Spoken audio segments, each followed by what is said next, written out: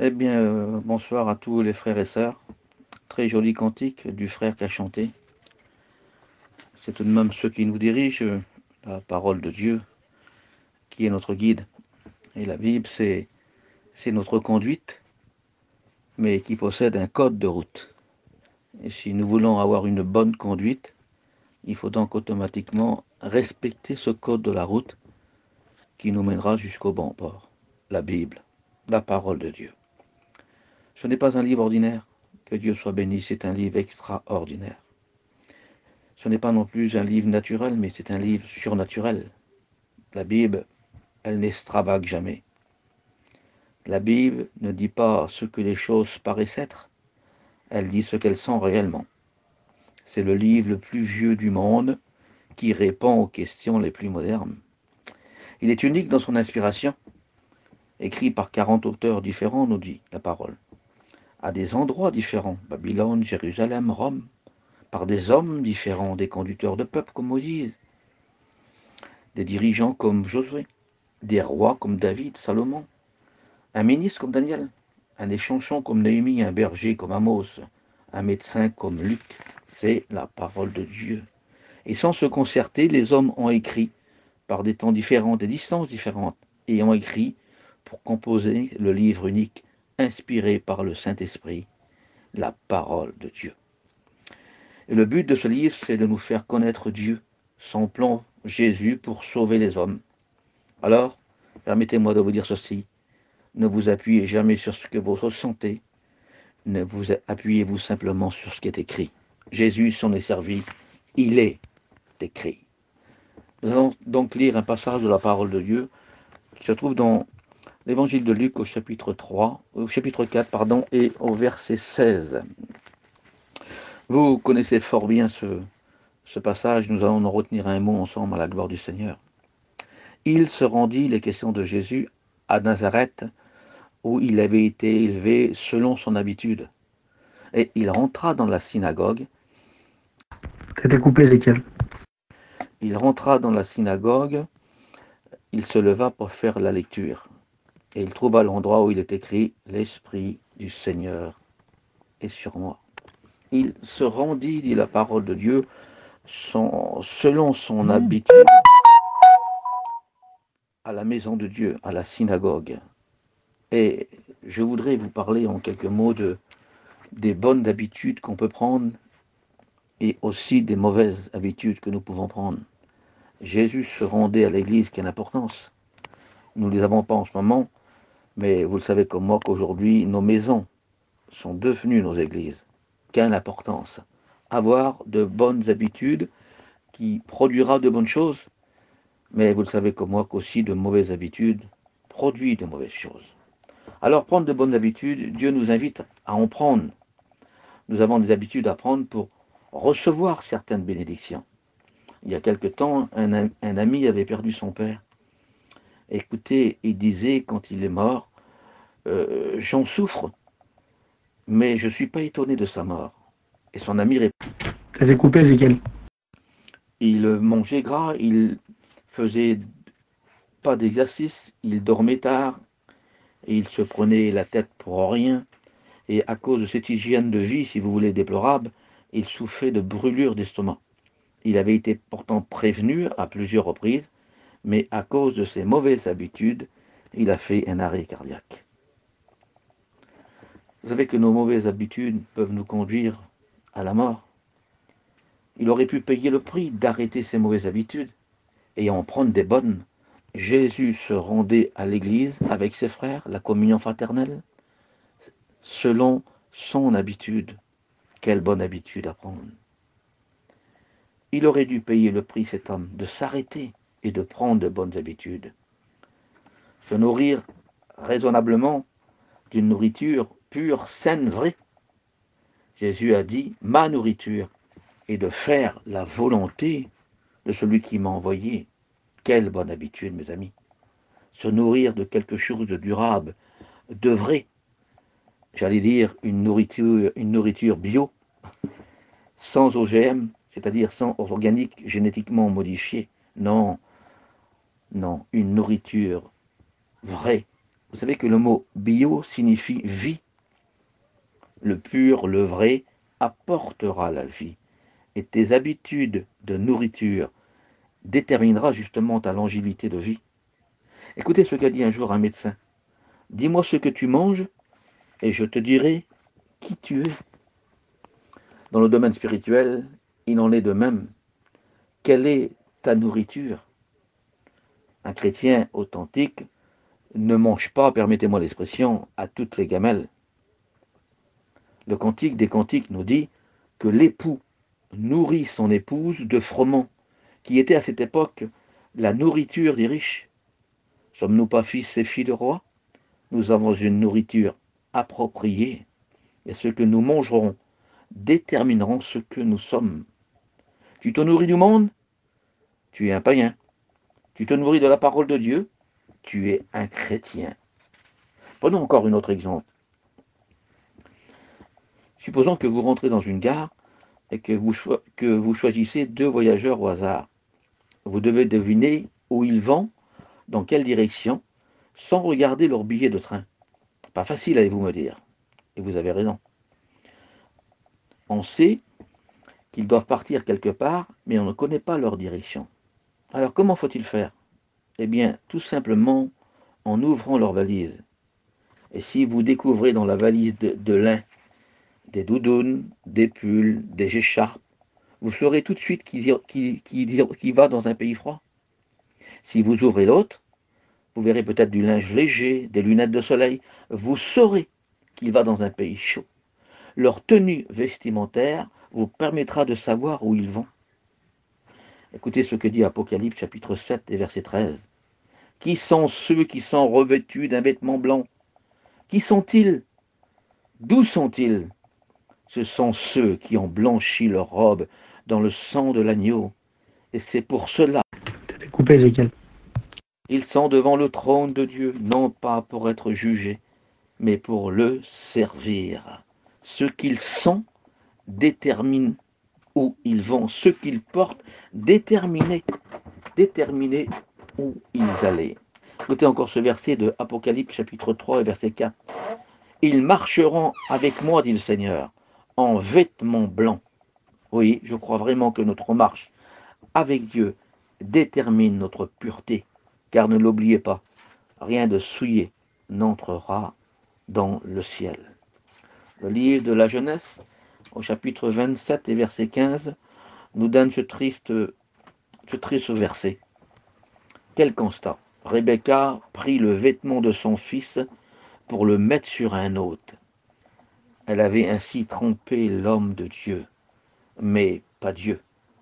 Ne prenez jamais le vêtement d'un autre, vous faisant passer pour quelqu'un d'autre. Vous pouvez peut-être me tromper à moi, mais jamais vous ne tromperez Dieu. Ce qui faisait dire à Paul en acte 20, je ne désire le vêtement de personne. Oui. Alors, que faut-il faire? Quelles sont les bonnes habitudes qu'il faut prendre? Romains chapitre 13 et verset 14, mes frères. Revêtons-nous du vêtement de Christ. Alléluia. Revêtons-nous de l'homme nouveau. Un homme nouveau sollicite un nouveau vêtement. Vous êtes nouveau, nouvelle? Vous avez besoin de prendre de nouvelles habitudes. Et quand on vient à Dieu, l'une des habitudes qui me semble les plus glorieuses quand on est chrétien, c'est bien prier. Les Actes des Apôtres, chapitre 9, nous parlent de la vie de Saul, qui après s'est appelé Paul. Saul de Tarse était un fervent pharisien, et il devait prier 3 fois par jour, n'étant pas encore converti au christianisme. Et cela a duré pendant des années. Il priait, ce gars-là. La Bible n'en mentionne rien de cet homme-là. Mais quand sur le chemin de Damas, il s'est converti de cette lumière qui a jailli en lui, rappelez-vous, il parle à un de ses serviteurs, Ananias, et lui dit d'aller dans la ville de Damas. Et il y a là-bas un homme qui s'appelle Saul. Et remarquez, il dit, il prie. À ce moment-là, il prie. Oui, la plus belle habitude qu'un chrétien doit prendre dans les débuts de sa vie, c'est bien prier. Prier, c'est parler à Dieu. En priant, vous apprenez à craindre Dieu. En priant, vous pouvez connaître sa volonté. Quelle bonne habitude. En priant, vous apprenez à connaître Dieu. Alléluia.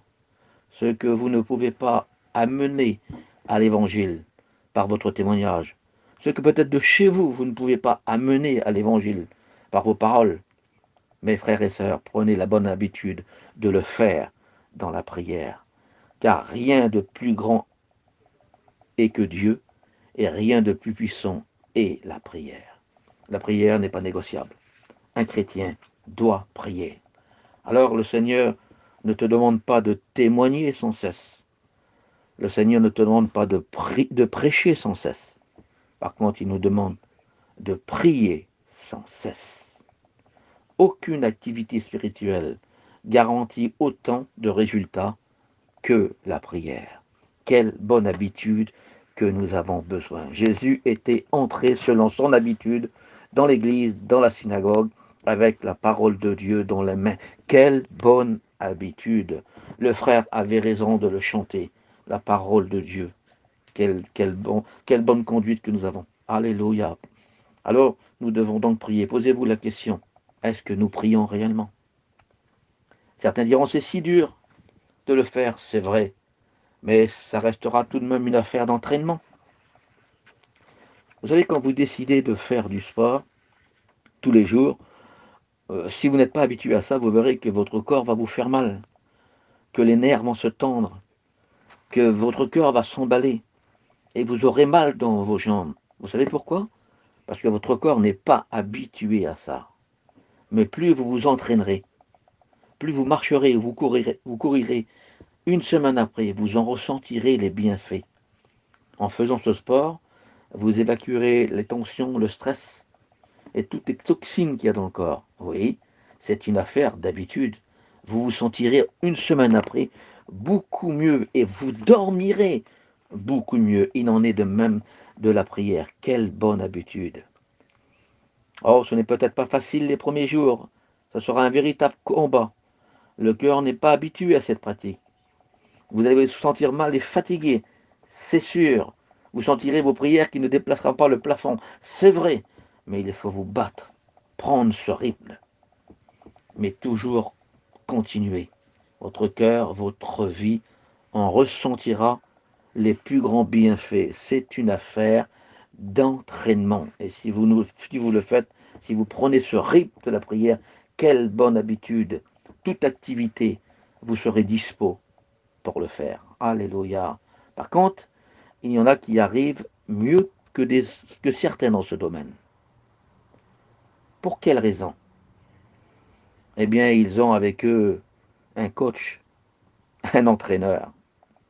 Écoutez, permettez-moi de vous dire cela, mais si vous voulez être un fort dans le ballon, eh bien, il faudra vous renseigner près de Zidane, certainement.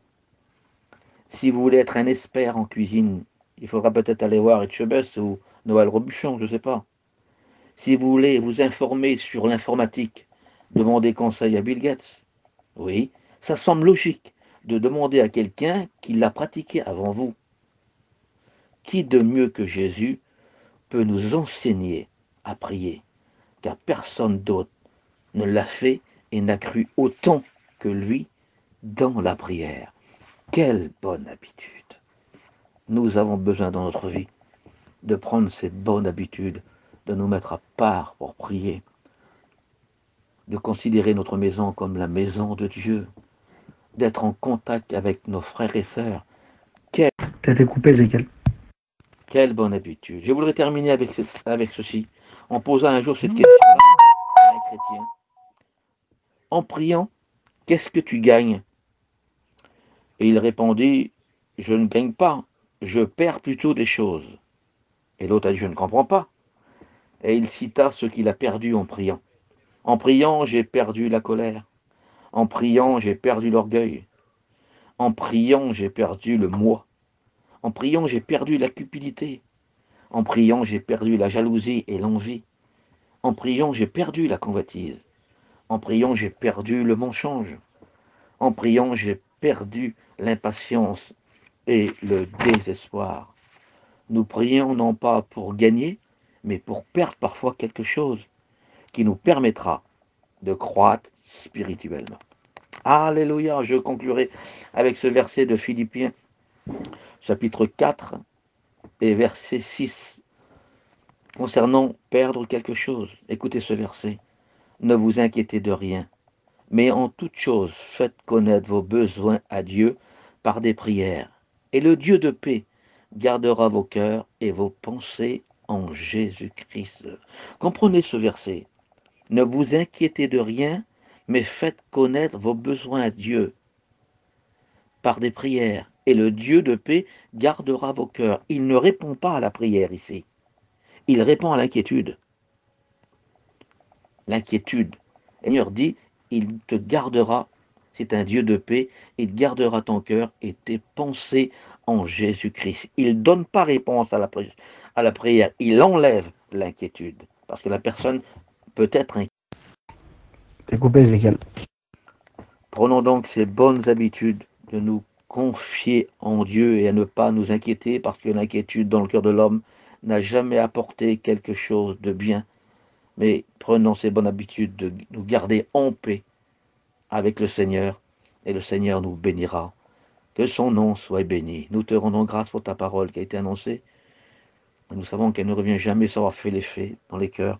Oh Seigneur, je veux prendre ces bonnes habitudes, non pas pour dépasser les autres, mais pour me dépasser moi-même. Je te loue pour toutes choses. Merci pour tes bienfaits. Merci pour ta parole. Merci pour les frères et sœurs qui te prieront maintenant. Nous puissions prendre de bonnes habitudes afin d'aller plus loin avec toi, Seigneur, et surtout de nous trouver avec toi dans le ciel de gloire. Amen.